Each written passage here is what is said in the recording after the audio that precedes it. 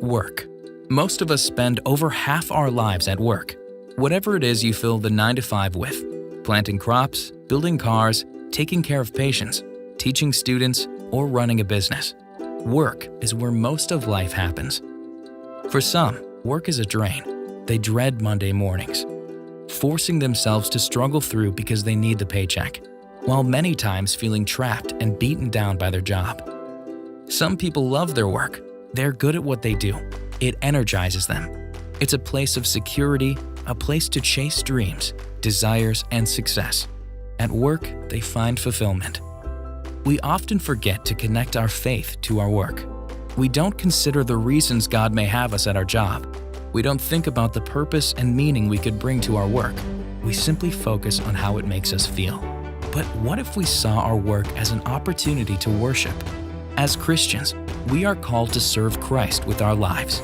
For a few, that means working as a pastor, a youth minister, or a missionary. Others serve the church by teaching children or singing in the choir. But when Sunday is over, most of us return to our jobs outside the church. For us, our mission is in the marketplace. We may not be the kind of missionary who moves to the far regions of Africa, but around the conference table, around the water cooler, or around the cubicle, we have an opportunity to worship the God who created us. He gave us skill. He gave us passion. He gave us work. When we do our jobs with excellence and integrity and diligence, it's an act of worship.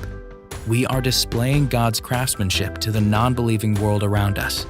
We are earning the right to be heard. We don't see a divide between Sunday and Monday, between the sacred and the secular. We've been invited into parts of the world that a pastor or traditional missionary will never see. We have conversations with people who would never set foot in a church. Whether we love or dread our work, we choose to turn the focus away from ourselves and towards the mission God has for us. Church is not the only place we worship, and Sundays are not the only days on our calendars that have meaning.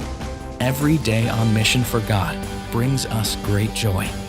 Like the heroes before us, we can be modern-day Noahs and Josephs and Peters who are called with a purpose. God has designed us. He created us to work and to worship. For us, work is worship.